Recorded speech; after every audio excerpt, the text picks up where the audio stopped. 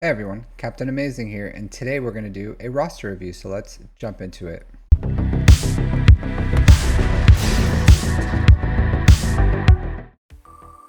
Let's see who will get the review today. Mattayus? Yeah, Mattayus. So, Mattayus is a content creator. I haven't seen him in a while. I think he's been busy as far as what, like, being able to do his content creation, because he has whenever I finish my Grand Arena streams on Saturdays, the Hut Cartel podcast is usually going on. Mattayus is a co-host on that podcast with the Lost Swamp Rat, Bones, and Aussie Mike.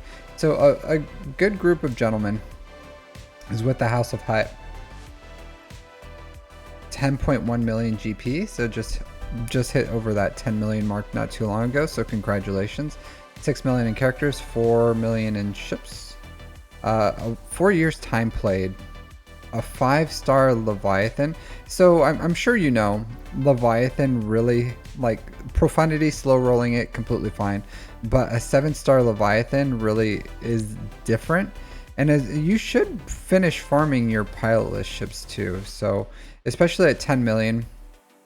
TIE Defender 2, I would take her up at least to Relic 5s as far as your ships goes, because there's a lot of Hyena Bomber here would also help with Vulture Droid. A little surprised what's going on with your fleets. A lot of these are just energy. You can just spend energy and farm these things, so they're not that big of a deal to farm. Same thing as the Marauder. It's not a very difficult ship to farm, so I would finish your ship farming, get all this done.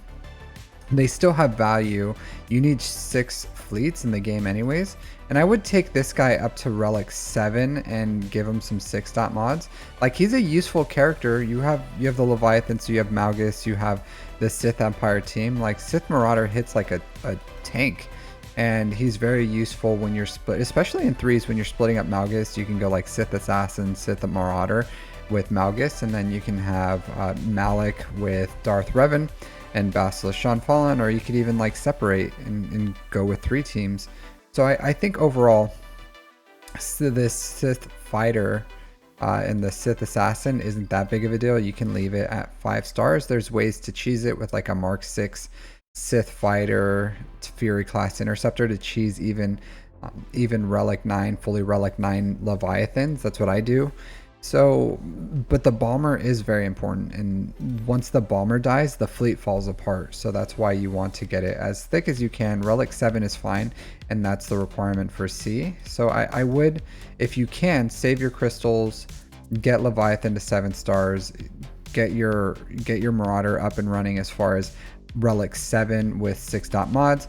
Farm all your pilotless ships, get them all fully invested so that your side fleets like Malevolence and Negotiator can perform how they need to. 3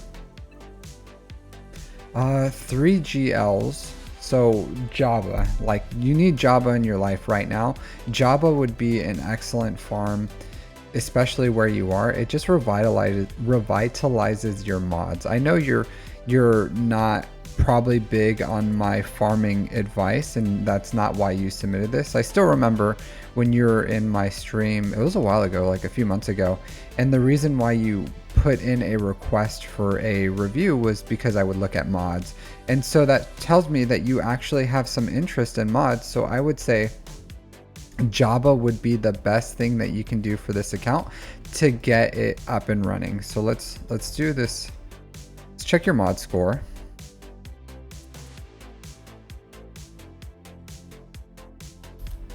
And then we'll see what's going on with your mods before I look at them, because not a bad score, honestly, pretty respectable, especially for your size and not having Jabba.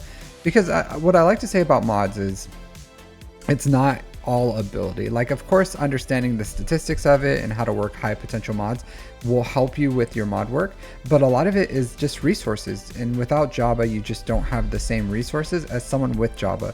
Even though you have 396 dot mods, which is a lot, and you can see the average of what you're spending here is closer to like this level, more of like 15, 14, 16 speeds is where the predominance of your mods are. And if you watch my mod guides, it can really help you with getting that speeds at least up to here, like more in the 20s to upper 25s, and kind of like round out your data so that the average isn't here in the 15s, 16s. It could be more in like the plus 20s, which plus 20s are very respectable, and you can really do more with them. So with that said, you need to farm Java 100%. Getting Java will, with Smuggler's Run 2, will revitalize your mods and then allow you to just start earning more mods. So you have Leia, so you're pretty close, and it looks like you're starting to push for Java, so that's good. I would say that you should go full steam ahead. Even I would, as long as you're hurting on your fleet, so I probably would take all my crystals, put them into the Leviathan, and then do the best you can for Java, and then go all in on Java for that. Let's look at your Le Jedi. Right here, we can do it there here. Battle for Naboo. So Padawan, Obi-Wan, Master, Qui-Gon. I would take them minimum R7, R9, maybe even before Jabba if you want to. They are an amazing team. They give you tons of resources. I think this Omicron's a bit of an expenditure, especially at 10 million GP. You don't need a conquest Omicron. I'm sure you have the ability to red, especially since you've invested in all your conquest characters. You can red box without it. I'm not sure why you did it. Maybe you just like conquest, or maybe you did it for content creation sake. I don't know. But Relic 7 for these guys, as soon as you can, minimum. Maximum, I would say Relic 9s are great. I Relic 9 mine. I don't regret it. You're higher GP than me. With a Relic Darth Nihilus, this is a strong team. If you can even Relic 3 them, even Gear 12, if you just give them their Omicrons, they beat Gungans, so they're a solid offensive team. If you want them on defense, you probably will need Relics, and then they're an amazing defensive team. But I think this is a lost opportunity here that you could easily just do right now and make them and give you like actual power for Grand Arena. So yeah. Queen Amidala too, very strong. You don't need her super high. Even Relic 3, Relic 5 or something with 2 Omicrons, just don't place the lead, and that's a really strong team. I don't know where you are with Omicrons, if you're just a little behind on them, but I think you can take advantage of those characters to get more in your account. But overall, like, very interesting and unique account. It's definitely not what I would normally see. You have an interesting farming pathway that you've chosen, and I don't know why, but like, you did what you did. I do want to see something. So where is it at? Where are you at? So you talked about the Jedi Consular and his Datacron for a while. I actually saw that you had his Datacron, yet you didn't farm him to relics to use his Datacron. I don't know why you really stuck on that. Like, here you have it, but yet you don't use it. I know it's like right about to expire, but I talked about, or I mentioned that I thought for Star Killer, it would probably be better to have a Visas Markron. I take that back. I really don't think Visas Markron is the best. I think just giving him an attacker cron is better. It's one of these things where it's like, on paper compared to like just in actuality. Like, on paper you're thinking like, oh, the level 9 for Visas Mar is the best way to go. But in actuality, just like an attacker cron gave me everything I needed and ever wanted for Star Killer.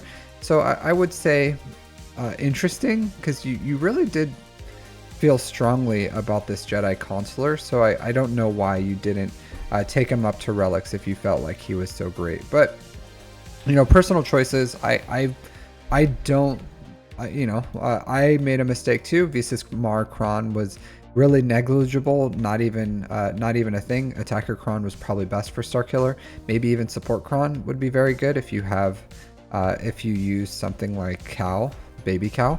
But overall, you know, you live and you learn on paper compared to actuality is a pretty interesting thing. When we theory craft and we look at the datacrons or future datacrons and we're like, we don't know what's going to be best, but then when we actually see it and we get to engage with it, we're like, hey, not a big deal. Then it's what it may not be the best, but interesting theory crafting. And I never really talked to you about why you felt so strongly about it. You're just like, I feel strongly about it, and not those exact words is what you said, but you know, maybe you can tell me why you did. But interesting that you ended up not investing in it, even though you got it. But regardless, very good account. I like what you have here. I would just love to see Jabba farm your pilotless ships. I would like to see you get your Jedi Bros up and running. And if you just get those Jedi Bros to Relic 9, you get Jabba up and running, you're going to have tons of extra credits to buy more mods or level up your characters or whatever you want to use your credits for. Also, they're going to give you some slicing materials. Also, Smuggler's Run 2 is an amazing event as well to get you. And I'm sure you know. Your mods, very solid. I think it's not in your knowledge of why your score is good but not amazing. It's because you just don't have the resources. So once you get Jabba, once you get the Jedi Bros up and you start getting those free resources, I think you're going to see an explosion of your mods and the potential. And I would say if you haven't, I would recommend watching my mod guides. Even Bones watched it and he was able to apply it, so if he can, I'm sure you can as well. I've made it so that anyone can really easily follow my farming philosophies for mods.